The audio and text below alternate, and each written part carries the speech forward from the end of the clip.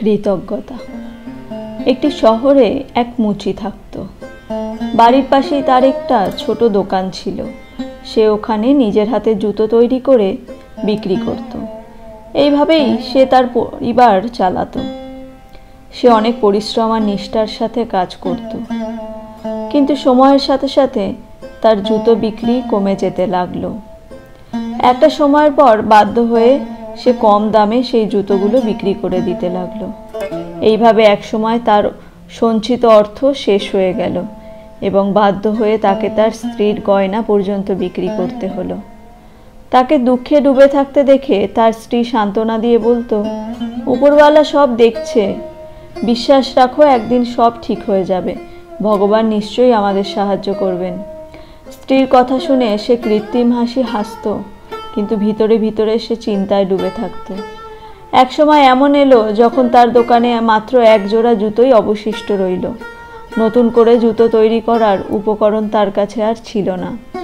জুতোটা বিক্রি না হওয়ায় অনেক দিন অপেক্ষা করার পর মুচি সেই জুতো নিয়ে বাজারে যায়। বাজারে গিয়ে সেই জুতো বিক্রি করে এবং বাড়ি ফেরার সময় সংসারের জন্য কিছু প্রয়োজনীয় জিনিস কিনে আনেন। ফেরার পথে তার চোখে পড়ে একজন ক্ষুধার্ত বৃদ্ধা।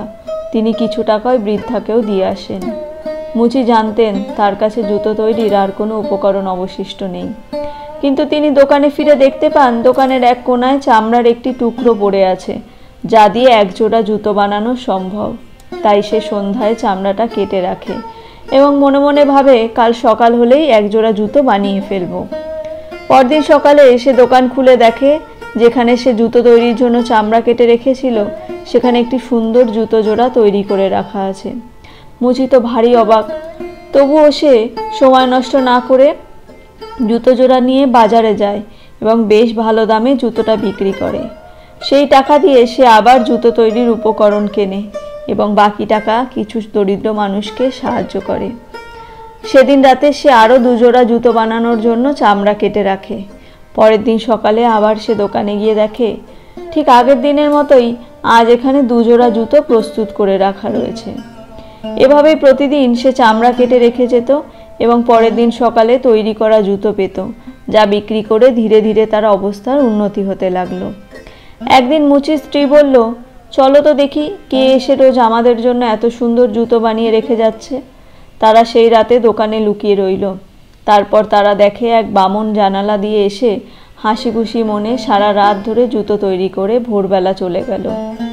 সেই ঘটনার পর মুচি এবং তার স্ত্রী সিদ্ধান্ত নেয় এর জন্য কিছু উপহার দিতে হবে। মুচি তার স্ত্রীর কাছে জানতে চায় একে কি উপহার দেওয়া যায়। তার স্ত্রী বলল, তুমি খেয়াল করেছো ওনার জামা কাপড় আর জুতো খুবই পুরনো, আমি তার জন্য নতুন জামা তৈরি করে দেব আর তুমি জুতো বানিয়ে দিও। পরদিন তারা ওই বামনের জন্য সুন্দর করে জামা এবং জুতো তৈরি করে রাখলো। তবে ওই দিন চামড়া আর রাখলো না।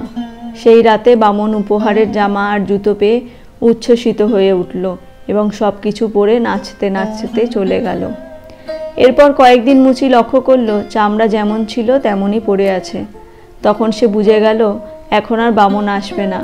তার অবস্থা আগের থেকে অনেক ভালো হয়ে গেছে এবং এখন তাকে নিজের পায়ে দাঁড়াতে হবে। ততদিনে মুচির কাছে যথেষ্ট অভিজ্ঞতাও এসে গেছে। সে বুঝে গিয়েছিল মানুষ কি রকমের জুতো পছন্দ করছে। সেই রকম জুতো তৈরি করে বাজারে বিক্রি করতে শুরু করলো, যা মানুষ খুব পছন্দ করলো। সে একটু একটু করে সুখের দিন দেখতে লাগলো। অন্যের সাহায্য পেলে তার কৃতজ্ঞতা জানানো উচিত এবং তাদের কাছ থেকে শিক্ষা নিয়ে নিজের পথে চলা উচিত, কিন্তু কারোর ওপর নির্ভরশীল হয়ে হওয়া উচিত নয়। ভালো লেগে থাকলে একটি লাইক করবেন, চ্যানেলটি সাবস্ক্রাইব করবেন।